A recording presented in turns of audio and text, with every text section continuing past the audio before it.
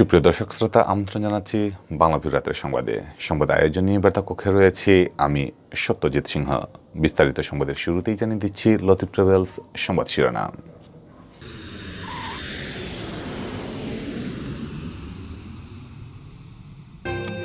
Corona সহ বিভিন্ন রকম ভাইরাস প্রতিরোধী ভ্যাকসিন উৎপাদনের লক্ষ্যে দেশে ভ্যাকসিন ইনস্টিটিউট প্রতিষ্ঠার পরিকল্পনা চলছে, জাতীয় সংসদে জানিয়েছেন প্রধানমন্ত্রী শেখ হাসিনা। সিলেটে শুরু হয়েছে এইচএসসি পরীক্ষার্থীদের করোনার ভ্যাকসিন প্রদান কার্যক্রম। 4 কেন্দ্রে 23 নভেম্বর পর্যন্ত চলবে টিকাদান, এরপর বাড়বে কেন্দ্রের সংখ্যা। সিলেটে হঠাৎ করোনায় মৃত্যুর ছোবল, একদিনে 3 জনের প্রাণহানি, নতুন আক্রান্ত শনাক্ত 5। দেশে করোনায় আরও 6 জনের মৃত্যু, আক্রান্ত শনাক্ত 266 জন। স্বাধীনতার সুবর্ণ জয়ন্তী উপলক্ষে মাদকদ্রব্য নিয়ন্ত্রণ অধিদপ্তরের উদ্যোগে প্রীতি ভলিবল প্রতিযোগিতা সম্পন্ন। দেখছিলেন লতিফ ট্রাভেলসের সংবাদ শিরোনাম, এবারে বিস্তারিত। দেশে উৎপাদনের লক্ষ্যে ভ্যাকসিন ইনস্টিটিউট প্রতিষ্ঠার পরিকল্পনার কথা জানিয়েছেন প্রধানমন্ত্রী শেখ হাসিনা। বুধবার সংসদে প্রশ্ন উত্তর পর্বে দলীয় সংসদ সদস্য আনোয়ার হোসেন খানের প্রশ্নের জবাবে তিনি এ তথ্য জানান। আনোয়ার হোসেন খানের প্রশ্নের জবাবে প্রধানমন্ত্রী বলেন, মহামারী করোনার আবির্ভাবের পর থেকে বিশ্বের বিভিন্ন দেশ ভ্যাকসিন আবিষ্কার ও উৎপাদনের গুরুত্ব বাড়িয়ে দিয়েছে। বর্তমান বিশ্ব পরিস্থিতির পরিপ্রেক্ষিতে ভ্যাকসিন নিয়ে অধিকতর গবেষণা ও উৎপাদনের প্রয়োজনীয়তা আরও বেশি অনুভূত হচ্ছে। তিনি বলেন, মহামারী করোনা ভাইরাস সহ বিভিন্ন ভাইরাস প্রতিরোধে ভ্যাকসিন উৎপাদনের লক্ষ্যে দেশে একটি আন্তর্জাতিক মানসম্পন্ন ভ্যাকসিন ইনস্টিটিউট প্রতিষ্ঠা এবং ভ্যাকসিন নীতিমালা প্রণয়নের পরিকল্পনা বর্তমান সরকারের রয়েছে। ভ্যাকসিন ইনস্টিটিউট এবং ভ্যাকসিন নীতিমালা প্রণীত হলে যেসব সুবিধা পাওয়া যাবে সেই তথ্যও তুলে ধরেন সরকার প্রধান। সিলেটে শুরু হয়েছে 2021 সালের এইচএসসি পরীক্ষার্থীদের করোনার টিকাদান কর্মসূচি। বুধবার সকালে সিলেট সরকারি মহিলা কলেজের পরীক্ষার্থী মাইসা সাবিহাকে দিয়ে শুরু হয় এই কার্যক্রম। মহানগরীর প্রত্যেক শিক্ষা প্রতিষ্ঠানের 2021 সালের এইচএসসি পরীক্ষার্থীরা পর্যায়ক্রমে করোনা ভাইরাস প্রতিরোধী টিকা পাবেন। পরীক্ষার্থীরা নিজ নিজ শিক্ষা প্রতিষ্ঠানের সাথে যোগাযোগ করে নির্ধারিত কেন্দ্রে নির্ধারিত তারিখে টিকা গ্রহণের আহ্বান জানিয়েছেন সিলেট সিটি কর্পোরেশনের মেয়র আরিফুল হক চৌধুরী। নগরীর 4টি কেন্দ্রে 23 নভেম্বর পর্যন্ত এই টিকাদান কর্মসূচি পরিচালিত হবে। সিলেটে এইচএসসি পরীক্ষার্থীদের করোনা ভাইরাসের টিকাদান কর্মসূচি উদ্বোধনী অনুষ্ঠানে প্রধান অতিথির বক্তব্যে মেয়র বলেন, শিক্ষার্থীদের মধ্যে যারা আগে টিকা নিয়েছেন তারা পুনরায় টিকা গ্রহণ করবেন না, এতে স্বাস্থ্য ঝুঁকি রয়েছে। আর যারা টিকার প্রথম ডোজ এরই মধ্যে গ্রহণ করেছেন এবং দ্বিতীয় ডোজ পরীক্ষা চলাকালীন সময়ে পড়েছে, তারা 28 দিনের অধিক হলে পরীক্ষার পরে টিকা নিতে পারবেন। কর্মসূচির প্রথম দিনে সিলেট সরকারি মহিলা কলেজের 451 জন ও এমসি কলেজের 406 জন শিক্ষার্থীকে টিকাদানের লক্ষ্যমাত্রা নির্ধারণ করা হয়েছিল। সেই লক্ষ্যমাত্রা প্রায় সফল হয়েছে বলে জানা গেছে। এছাড়া বৃহস্পতিবার সিলেট সরকারি মডেল স্কুল অ্যান্ড কলেজ ও Ambarkhana girls school and college কেন্দ্রেও এইচএসসি পরীক্ষার্থীদের টিকাদান কর্মসূচি শুরু হবে। 23 নভেম্বর পর্যন্ত চলবে এই কর্মসূচি।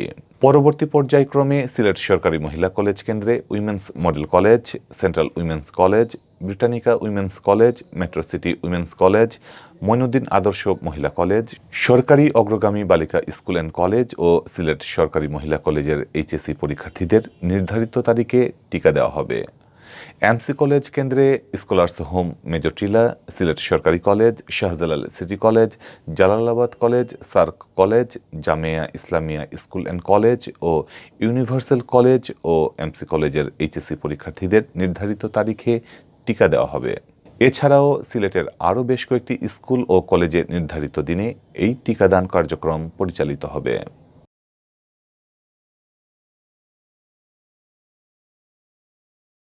সিলেটে করোনা ভাইরাসে আক্রান্ত হয়ে আরও 3 জন মারা গেছেন। নতুন করে আক্রান্ত শনাক্ত হয়েছেন 5 জন। সর্বশেষ 24 ঘন্টায় নমুনা পরীক্ষার তুলনায় শনাক্তের হার 0.73%। স্বাস্থ্য অধিদপ্তর সিলেট বিভাগীয় কার্যালয় জানিয়েছে এমন তথ্য। স্বাস্থ্য অধিদপ্তর জানায়, মঙ্গলবার সকাল 8টা থেকে বুধবার সকাল 8টার মধ্যে সিলেট জেলায় 2 জন ও সুনামগঞ্জে আরও 1 জন করোনা রোগী মারা গেছেন। তাদের নিয়ে বিভাগীয় মৃতের সংখ্যা এখন 1180 জন। এদিকে টানা 16 দিন মৃত্যুহীন থাকার পর সর্বশেষ 4 নভেম্বর সকাল 8টার পূর্ববর্তী 24 ঘন্টায় একজন মারা গিয়েছিলেন। এর মধ্যে ওসমানীতে 118 জন সহ সিলেট জেলায় মৃতের সংখ্যা 986 জন। মৃতদের মধ্যে সুনামগঞ্জের 74 জন, মৌলভীবাজারের 72 জন ও হবিগঞ্জের 48 জন রয়েছেন। এদিকে সর্বশেষ 24 ঘন্টায় সিলেট বিভাগে 5 জন করোনা রোগী শনাক্ত হয়েছেন। এর মধ্যে সিলেট জেলায় শনাক্ত হন 4 জন ও হবিগঞ্জে 1 জন রয়েছেন। 688 জনের নমুনা পরীক্ষা করে তাদেরকে শনাক্ত করা হয়। শনাক্তের হার 0.73%। সব মিলিয়ে বিভাগে করোনা আক্রান্তের সংখ্যা এখন 54,934 জন।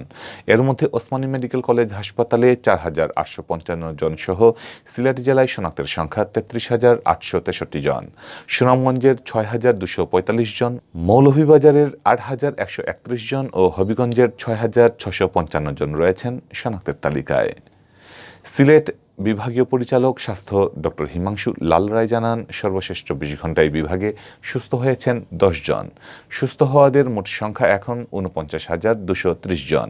তিনি জানান, সিলেট জেলার একটি হাসপাতালে 1 জন করোনা রোগী ভর্তি আছেন।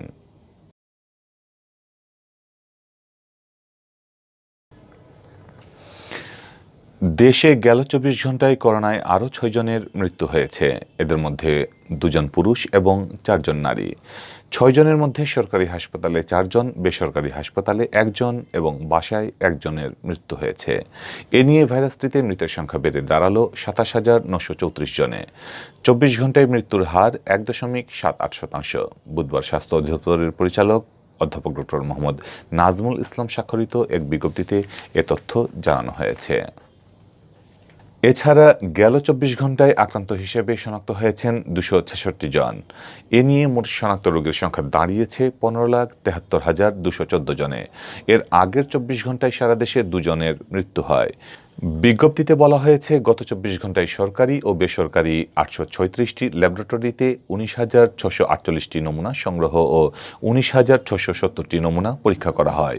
এ নিয়ে করোনা ভাইরাসে আক্রান্ত রোগী শনাক্ত করতে 1,53,924টি নমুনা পরীক্ষা করা হয়। 24 ঘন্টায় শনাক্তের হার 1.35%। দেশে মোট নমুনা পরীক্ষার ভিত্তিতে রোগী শনাক্তের হার 14.77%। গত 24 ঘন্টায় করোনা থেকে সুস্থ হয়ে উঠেছেন 257 জন। এ নিয়ে দেশে করোনা ভাইরাসে আক্রান্ত হওয়ার পর চিকিৎসা শেষে সুস্থ রোগীদের সংখ্যা দাঁড়ালো 15,37,224 জনে। 24 ঘন্টায় সুস্থতার হার 97.71%। দেশে 24 ঘন্টায় মৃত 6 জনের মধ্যে 50 2 জন ও 4 জনের বয়স 70 বছরেরও বেশি। বিভাগওয়ারি পরিসংখ্যানে দেখা গেছে, 24 ঘন্টায় করোনায় মৃত 6 জনের মধ্যে ঢাকা বিভাগে 2 জন, রাজশাহী বিভাগে 1 জন এবং সিলেট বিভাগে 3 জনের মৃত্যু হয়েছে। দেশে করোনা সংক্রমণ প্রথম ধরা পড়ে 2020 সালের 8 মার্চ। গত 31 আগস্ট তা 15 লাখ পেরিয়ে যায়। এর আগে ডেল্টা ভ্যারিয়েন্টের ব্যাপক বিস্তারের মধ্যে 28 জুলাই দেশে রেকর্ড 16,230 জন নতুন রোগী শনাক্ত হয়। প্রথম রোগী শনাক্তের 10 দিন পর গত বছরের 18 মার্চ দেশে প্রথম মৃত্যুর তথ্য নিশ্চিত করে স্বাস্থ্য অধিদপ্তর। এবছর 14 সেপ্টেম্বর তা 27,000 ছাড়িয়ে যায়।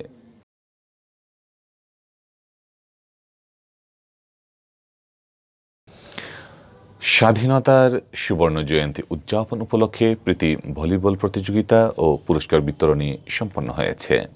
মাদকদ্রব্য নিয়ন্ত্রণ অধিদপ্তর সিলেটের উদ্যোগে স্বাধীনতার সুবর্ণ জয়ন্তী উদযাপন উপলক্ষে এই প্রতিযোগিতার আয়োজন করা হয়। মঙ্গলবার বিকেলে মাদকদ্রব্য নিয়ন্ত্রণ অধিদপ্তর সিলেটের জেলা কার্যালয় মাঠে অনুষ্ঠিত হয়। সিলেটে জেলার অতিরিক্ত জেলা ম্যাজিস্ট্রেট ইমরুল হাসানের সভাপতিত্বে অনুষ্ঠানে প্রধান অতিথির বক্তব্য রাখেন সিলেটের বিভাগীয় কমিশনার ডক্টর মোহাম্মদ মুশাররফ হোসেন। বিশেষ অতিথির বক্তব্য রাখেন সিলেটের রেঞ্জের DIG Mofiz Uddin Ahmed PPM, Sylhet metropolitan পুলিশের police commissioner Nisarul Arif, core অঞ্চল সিলেট বিভাগের কোর কমিশনার মোহাম্মদ সাইফুল হক সহ প্রশাসনের ঊর্ধ্বতন কর্মকর্তারা। অনুষ্ঠান শেষে বিজয়ী ও রানার্স আপ দলের মাঝে পুরস্কার তুলে দেন অতিথিরা।